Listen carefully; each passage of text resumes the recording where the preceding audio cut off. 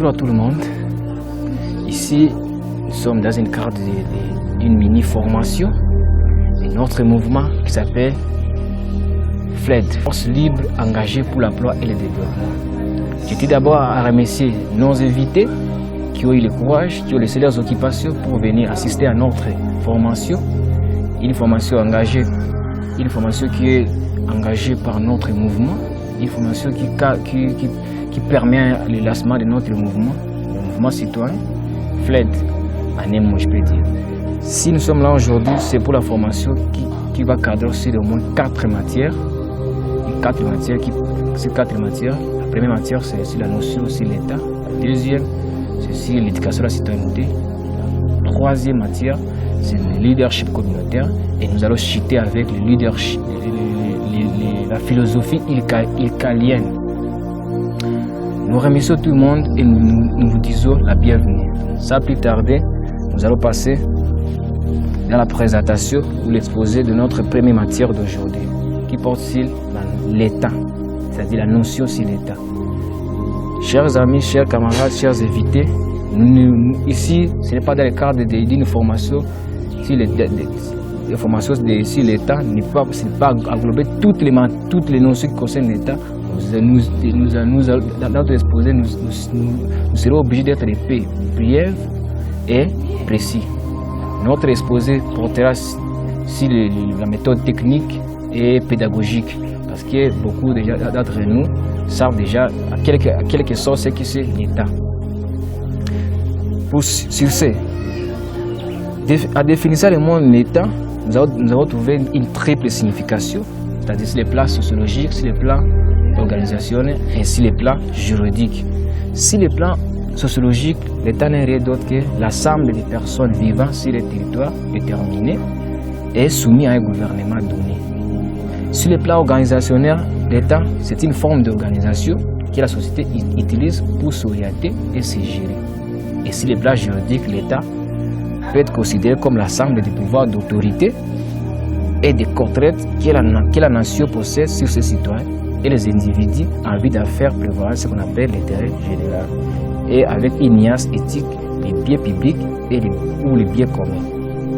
Ça, c'est la définition de l'État. Nous avons donné une triple signification concernant la définition sur l'État. Sans plus tarder, nous allons passer sur le deuxième point, appelé la définition de l'État, sur les éléments constitutifs d'un État. Pour parler d'un État, la première chose, on doit se mettre à la tête d'abord, il faut qu'il y ait un territoire. Un territoire délimité et déterminé. C'est-à-dire un territoire qui a des limites, ce qu'on appelle couramment des frontières. Et ce territoire-là doit être bien déterminé pour pouvoir soutenir l'État en question. L'idée, c'est la population. On peut parler d'un État, ça qui est la population. Sur ce territoire-là, doit habiter la population. La population qui est les mêmes je peux dire, les éléments qui fait la population et les territoires, c'est des éléments, ce sont les éléments clés qui déterminent un État. On ne peut pas parler d'un État, ça qui est un territoire déterminé et ça qui est des populations résidantes sur ce territoire. Troisième élément, on doit avoir même une forme minimale de gouvernement. On ne peut pas parler d'un État, ça qui est une forme minimale de gouvernement. Une forme minimale de gouvernement, c'est-à-dire ça implique la présence d'une autorité politico-administrative, autorité politico-militaire, même des autorités judiciaires. Et pour terminer, sur les éléments constitutifs d'un État, le quatrième élément, c'est la capacité de l'État à entrer en relation avec les autres États. Un État doit être capable d'entrer en relation avec les autres États. Vous êtes un État, donc vous êtes capable aussi d'entrer en relation avec les autres États du monde. Vous ne pouvez pas vous développer à vase clos. Il faut que vous soyez en communion, en contact avec le monde extérieur. Sur ce, en quittant les éléments constitutifs d'un État, nous parlons maintenant sur les caractéristiques d'un État. Quels sont les éléments qui témoignent ou qui expliquent que ça c'est un État. Hormis les éléments constitutifs d'un État, il y a ce qu'on appelle les caractéristiques d'un État. Les premières caractéristiques d'un État, c'est la puissance ou la force publique. La puissance de la force publique n'est rien d'autre que la capacité de l'État à s'imposer. Un État est considéré comme la seule, et je peux dire même la dernière instance qui est capable de trancher le différend qui oppose les membres d'une communauté.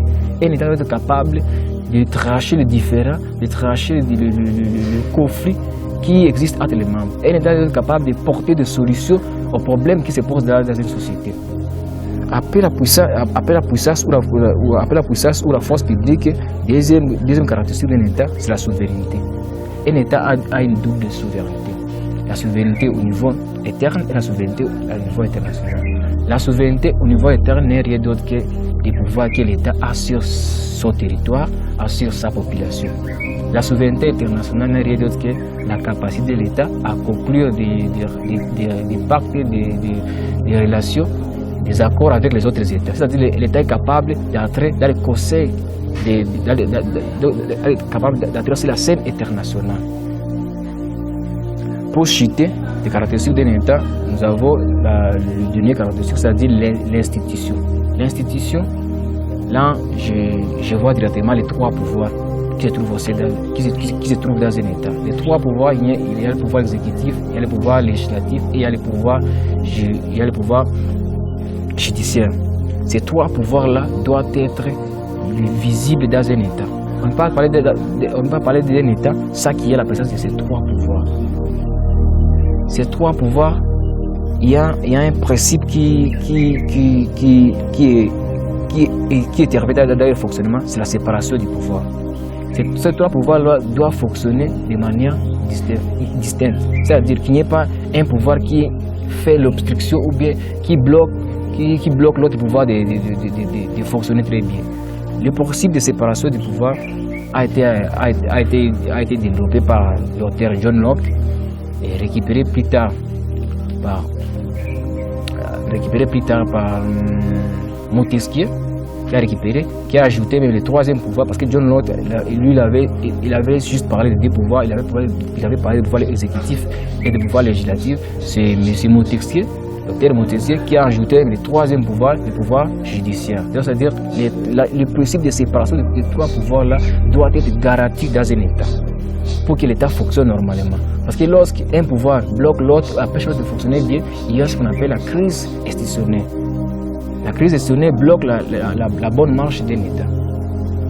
Après les caractéristiques d'un État, parlons sur notre cinquième point concernant l'État et société civile.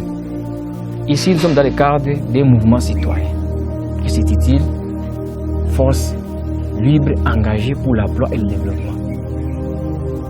Le FLED, c'est un mouvement citoyen qui fait partie de la composante d'une société civile. Une société civile aujourd'hui regorge la société associée les associations, les mouvements citoyens et certaines même ONG locaux font partie de la société civile. La société civile, l'État et la société civile aujourd'hui travaillent en collaboration. Aujourd'hui, l'État n'est pas dans le cadre de la bonne gouvernance, l'État n'est pas appelé à prendre une décision unilatérale sans consulter ses partenaires, c'est-à-dire la société civile. L'État associé est composé d'une société politique, c'est-à-dire les autorités politiques. Et en dehors des sphères politiques, il y a les sphères société civile, c'est-à-dire la société civile. L'État est appelé aujourd'hui, dans le cadre de la bonne gouvernance, de travailler avec ses partenaires. Lorsqu'il y a un problème qui se pose dans la société, l'État est obligé de consulter ses partenaires avant de prendre une décision.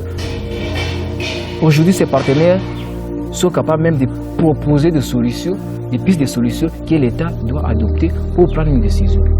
Je donne un exemple très simple de l'élaboration d'une politique publique.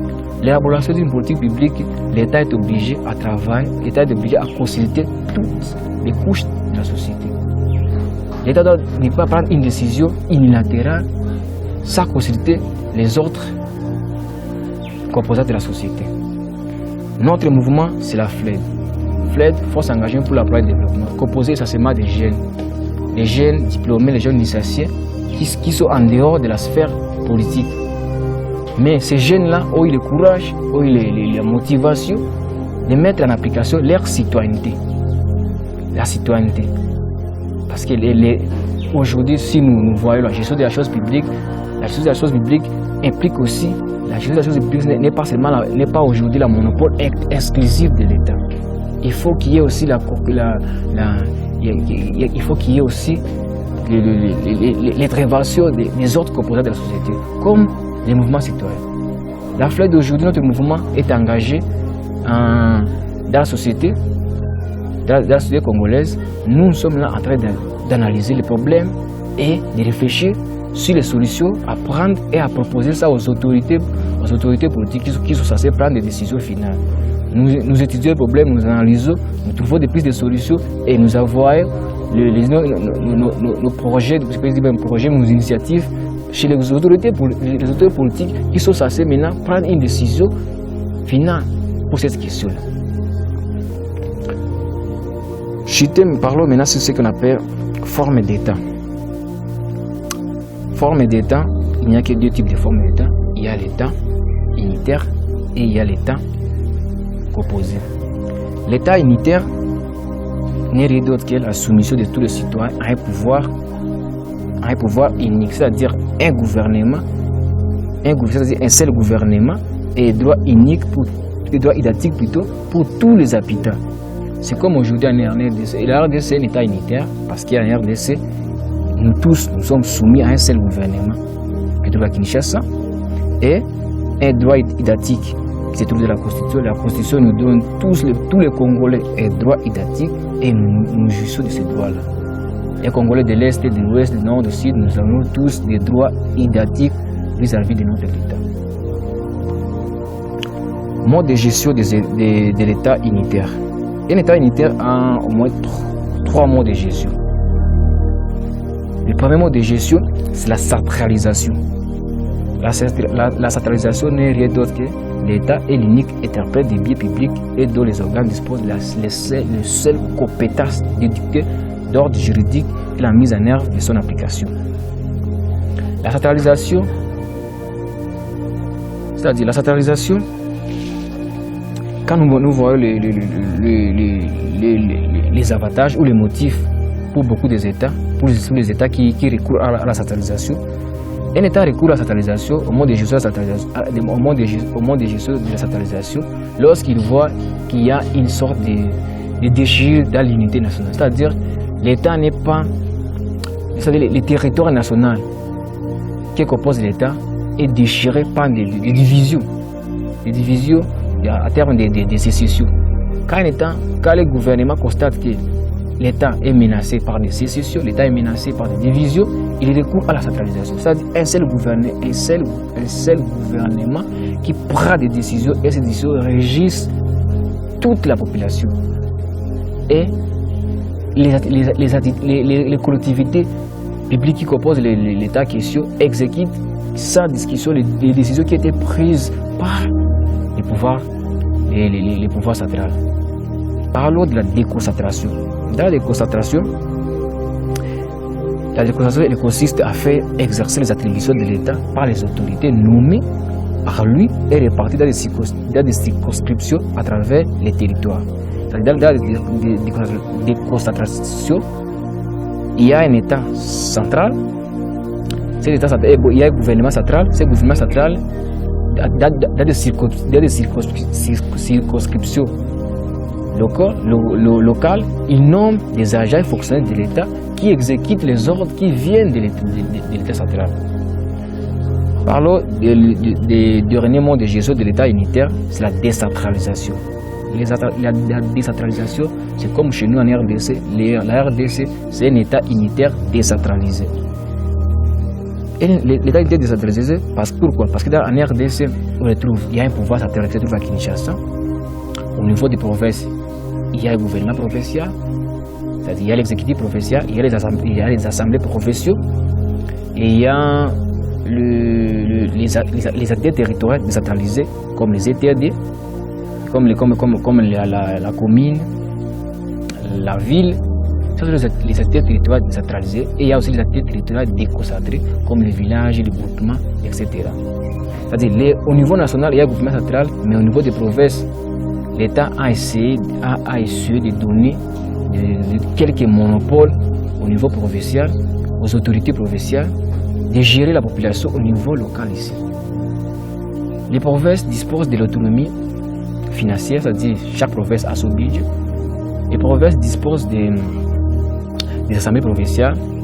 Les provinces disposent de ces administrations publiques provinciales ici, qui travaillent avec les gouvernements provinciaux. Ces quelques autonomies permettent aux provinces d'aller de l'avant. Les États font recours à une décentralisation. C'est le motif, c'est pour permettre de rapprocher les gouvernants et les gouvernés. C'est-à-dire quoi? Permettre une sorte d'adaptation de la gestion des services publics aux conditions du milieu. Chaque milieu a ses réalités. Alors on doit permettre l'adaptation de la gestion des services publics aux conditions aux réalités de chaque milieu.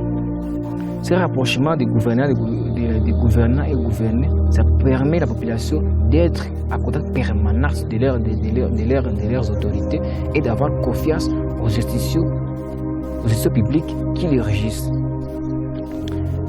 Parlons maintenant des États composés. Les États composés, il n'y a que de deux types. Il y a la confédération et le fédéralisme. La confédération, c'est comme aujourd'hui, je peux donner un exemple très simple. La confédération aujourd'hui, c'est lorsque les États, suite à un accord ou à un pacte, décident, un accord et pacte, décident de mettre, d'appliquer, ils sont des politiques publiques communes dans des domaines précis.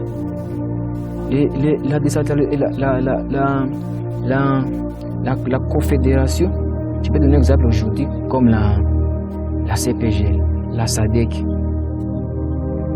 Suite à un traité, à un pacte, les États ont décidé d'exercer par l'intermédiaire d'organes communs un certain nombre de compétences et d'unifier les politiques des différents domaines qu'ils ont signés dans ces pactes ou dans ces traités. Je donne un exemple aujourd'hui, la SADC. D'abord, récemment, la SADC vient de sauver la RDC suite à l'intervention de l'armée zambienne sur le sol congolais. La RDC a vu l'invasion des armées, une armée étrangère sur son territoire. Au lieu de passer directement par la force, c'est-à-dire engager la guerre contre la Zambie, la RDC a jugé beau de recourir à la SADC pour faire la médiation et la médiation a réussi. L'armée zambienne a dégagé sur le sol congolais. Voilà un exemple très simple de la confédération. Parlez maintenant du fédéralisme. Le fédéralisme, c'est le regroupement des collectivités publiques qui acceptent d'abandonner une partie de leur souveraineté au profit du regroupement. Des collectivités publiques acceptent d'abandonner une partie de leur souveraineté au profit du regroupement. Dans un État fédéral, il y a deux niveaux. Le premier niveau, c'est l'État fédéral lui-même. L'État fédéral qui dispose de quoi? De la souveraineté. Et il dispose quoi? Et il gère tous les intérêts communs des États fédérés qui composent l'État fédéral. Les États fédérés de leur côté, ils disposent d'une certaine autonomie. Ils gèrent leurs intérêts personnels dans leur territoire. Les États fédérés, je peux donner un exemple comme à New York, comme aux États-Unis, avec New York et avec Californie. Aux États-Unis, New York, Californie, à New York, il y a un gouverneur. Au niveau de la ville de New York, il y a un gouverneur. Il y a aussi une sorte de conseils communaux, je peux donner un exemple, conseils communaux. Et au niveau de l'État de New York, les New-Yorkais, avec les gouverneurs, ils élaborent des politiques qui permettent de gérer, c'est-à-dire de trouver seulement leurs propres intérêts. Mais au niveau national, c'est la sommation des intérêts des intérêts particuliers de chaque État forment ce qu'on appelle maintenant l'intérêt général. L'État fédéral maintenant va intervenir pour gérer maintenant cet intérêt général. Pour qu'il y ait l'État fédéral, il y a des principes qui régissent l'État fédéral. Et ces principes-là sont d'appliquer d'une stricte application. Et aucun État ne peut violer ces principes-là. Le premier principe, je peux donner l'exemple. Il y a l'autonomie. Les États fédérés bénéficient d'autonomie. Il y a la subsidiarité, c'est-à-dire les États fédérés, grâce à l'intervention, à l'intermédiaire de l'État fédéral, il y a une sorte de complémentarité, c'est-à-dire servir d'un État fédéral demande l'application stricte de certains principes. Et ces principes-là, les États fédérés les appliquent, et ça qui est violation, parce qu'il a servi de leur regroupement, de leur union, en dépendent. Et un État fédéral qui ça permettrait de ne pas respecter ces principes, il met directement en question la survie de l'État fédéral. Pour cette raison, tous les États fédérés sont obligés d'appliquer ces principes-là que je vais citer ici. Le premier principe, c'est l'autonomie. Le deuxième principe, c'est la subsidiarité. Le troisième principe, c'est la participation. Les États fédérés sont gérés sur base de certains principes essentiels qui dépendent de la survie de l'organisation, c'est-à-dire des regroupements. Le premier principe, c'est l'autonomie. Ces principes se manifestent à travers l'auto-gestion, l'auto-organisation, c'est-à-dire consiste à la responsabilité et à la liberté des entités fédérées. Le second principe, c'est la subsidiarité. Chaque collectivité fédérée doit conserver les compétences qu'elle est capable de gérer effectivement sans nuire aux autres collectivités. L'État fédéral n'intervient qu'à titre accessoire, c'est-à-dire un État fédéré est obligé d'exécuter correctement les compétences que la Constitution fédérale lui reconnaît. Le troisième principe, c'est la participation. C'est-à-dire c'est l'association active des activités composantes au processus de prise de décision de l'État fédéral. Et ces principes se concrétisent par l'autonomie de chaque État fédéré. L'autre principe, c'est la coopération. La coopération est véhiculée dans des relations, des rapports intérêts entre les États fédérés sur base de concertations à travers le consensus et une certaine coordination. L'autre principe, c'est la complémentarité. Ces principes de complémentarité est gouverné par l'adage du droit général qui passe par les droits du peuple aussi longtemps que la fédération n'a pas encore légiféré. Sur une matière, les entités fédérées légifèrent librement. Terminons par la garantie. La garantie, c'est que chaque État fédéré est garanti des droits, mais aussi des devoirs vis-à-vis de l'État fédéral.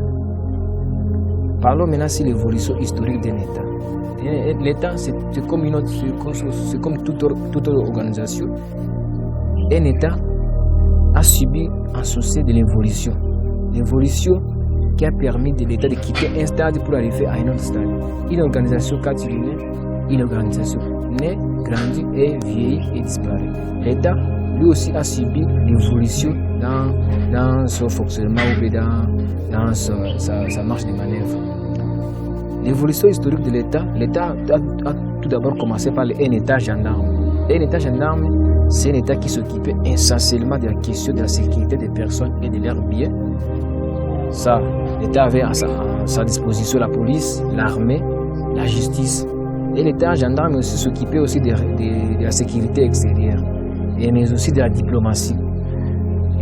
L'État quittait le stade de l'État gendarme pour aller vers l'État de la Providence.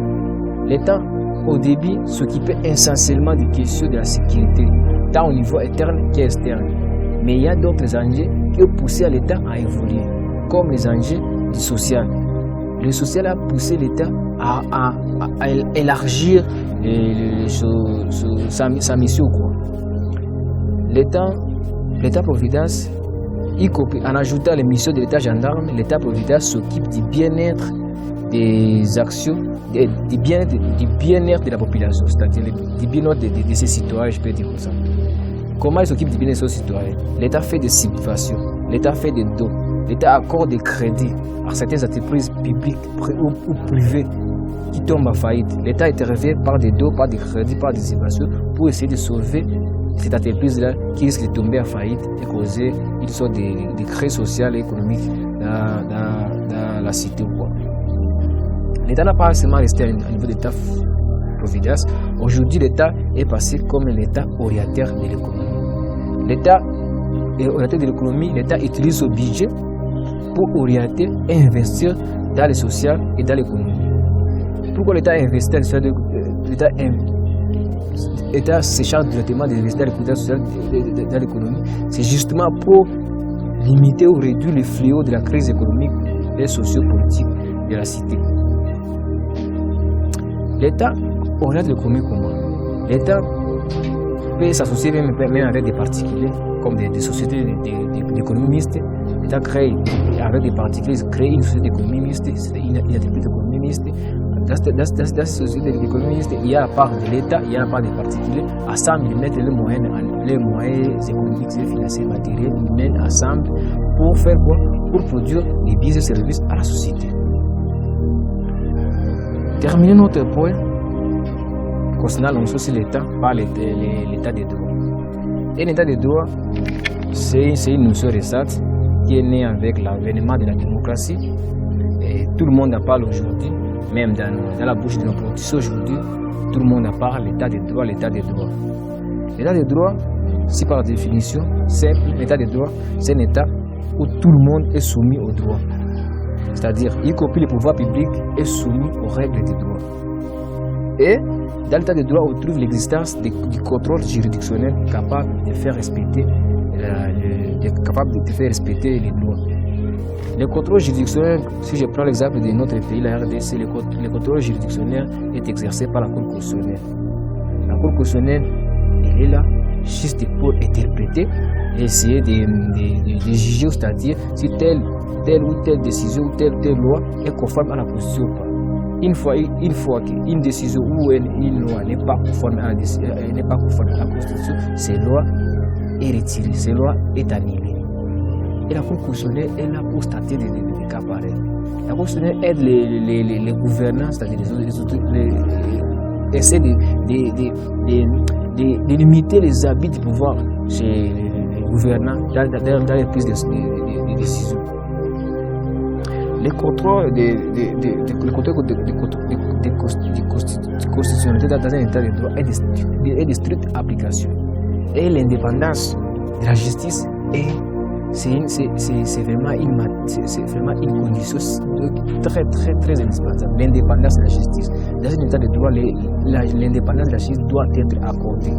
Mais aussi la séparation du pouvoir, comme nous l'avons dit, dans les caractéristiques d'un état de droit, dans les caractéristiques d'un état, à parlant des institutions, les trois pouvoirs, le pouvoir judiciaire, le pouvoir législatif et le pouvoir exécutif. Nous avons dit non, il faut qu'il y ait la séparation des trois pouvoirs pour qu'il n'y ait pas de crise.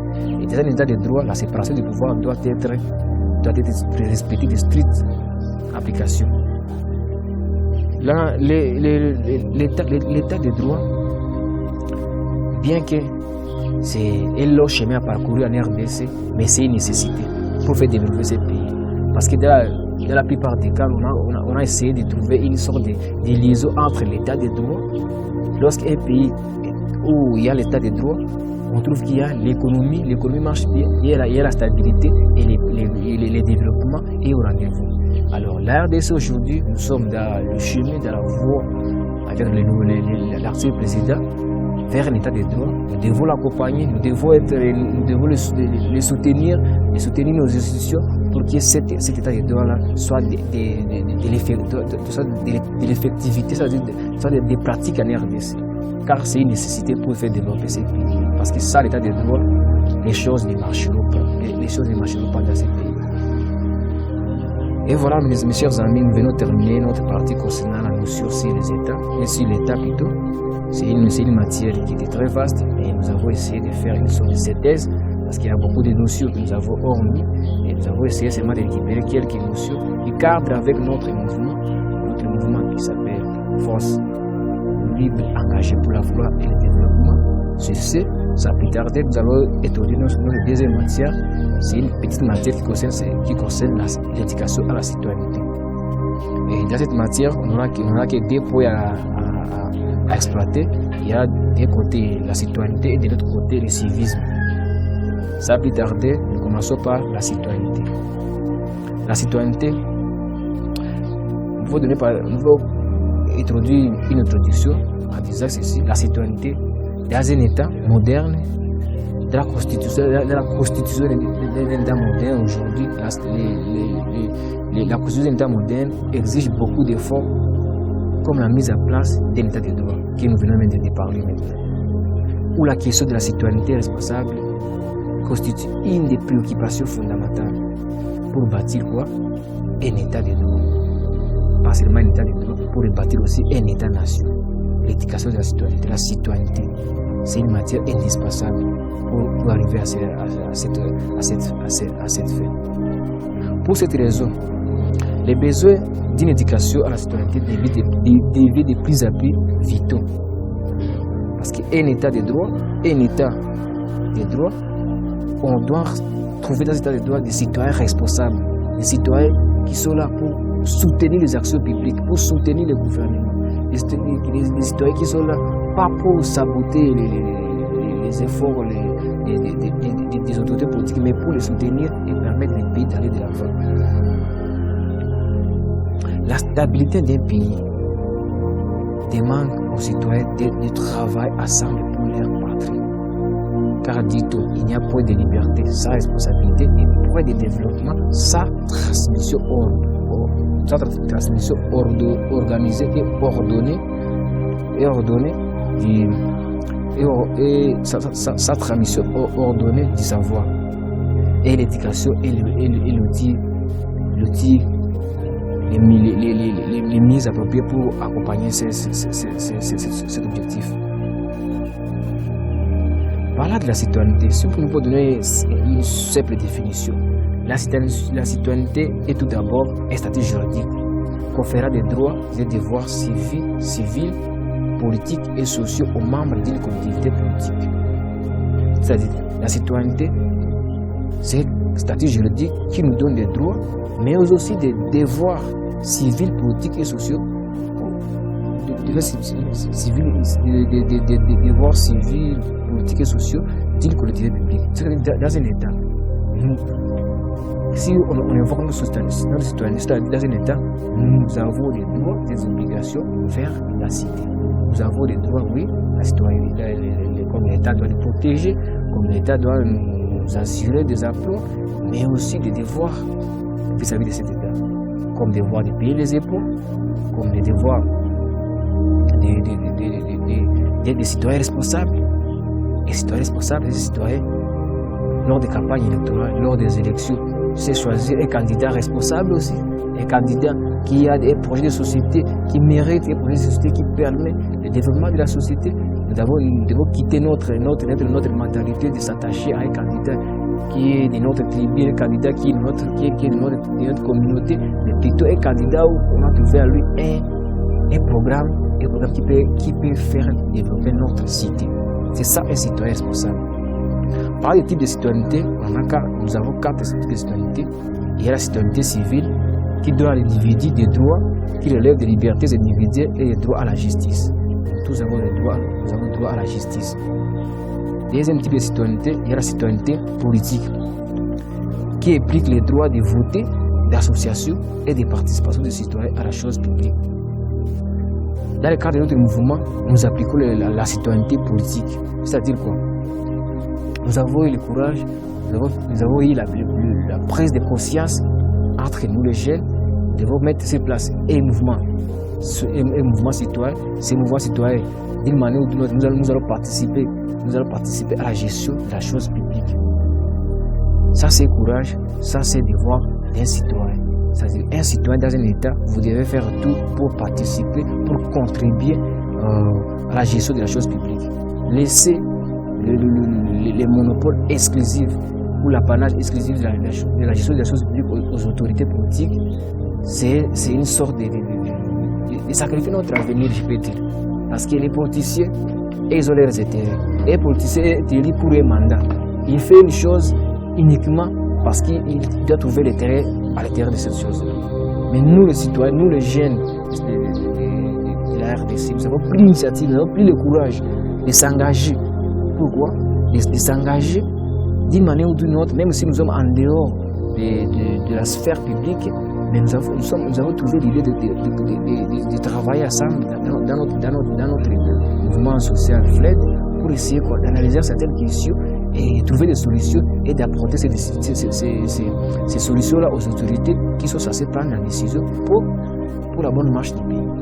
Voilà pourquoi nous, on a jugé beau d'appliquer, d'utiliser, c'est-à-dire de mettre en application notre citoyenneté politique. Il y a un troisième type, le troisième type, c'est la citoyenneté sociale et économique, qui s'exprime à terme des relations entre individus à l'intérieur de la communauté nationale avec les marchés du travail, de la qualité de la vie garantie, de la sécurité sociale. La citoyenneté sociale et économique, on peut donner par exemple les cas des travailleurs. Des travailleurs en RDC, vous devez vous affilier à l'INSS. Ça, c'est une citoyenneté sociale et économique pour prévenir les risques sociaux, les maladies professionnelles, les accidents de travail. Un citoyen responsable doit s'affilier à l'INSS pour prévenir des problèmes, des situations quand il va les trouver dans sa vie professionnelle.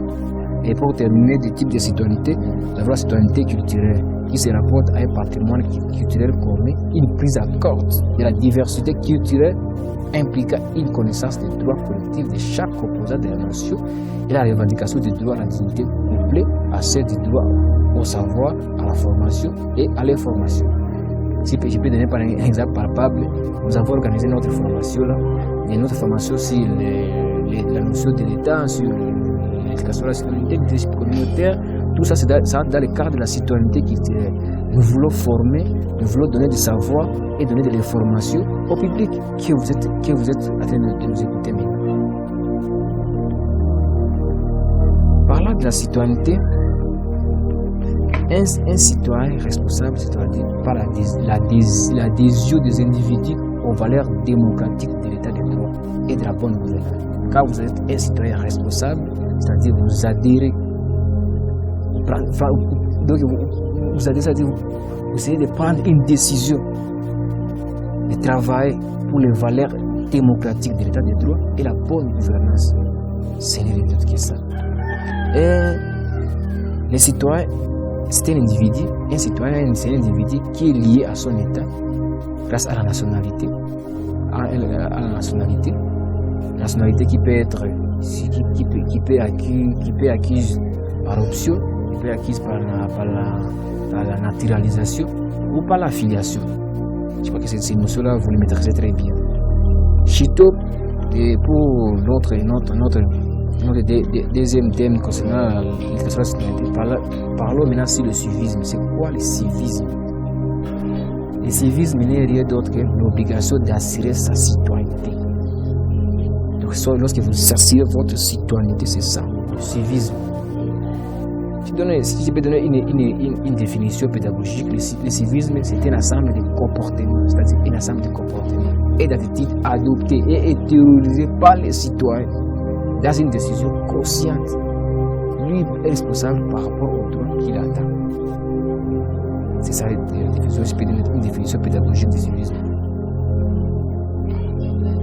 L'État, nous, à l'égard des États, nous avons des devoirs et des responsabilités vis-à-vis de ces deux. Et l'État aussi, l'État vis-à-vis de nous, il a aussi des droits qui doivent accomplir, comme les droits à la vie, les droits à la sécurité, les droits au logement, au logement, c'est l'État. Mais nous avons aussi des obligations vis-à-vis de notre destin. C'est-à-dire nous mettons en application notre citoyenneté, comme le droit de payer les impôts, le droit de participer aux travaux communautaires, le droit de choisir, je peux dire même l'obligation de choisir un candidat responsable. Parce que si je n'ai pas de candidat, parce qu'il y a bientôt il y aura une élection, il faut choisir des candidats, des personnes qui nous représentent et des personnes qui possèdent des projets de société responsables pour faire développer notre cité, notre milieu, notre pays en général.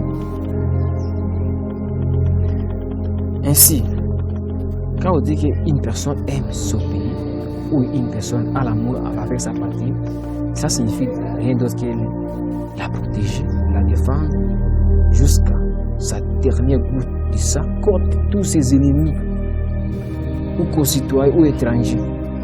C'est aussi exalter à la face du monde en soulignant les vertus, les qualités, les potentiels et les performances de son pays.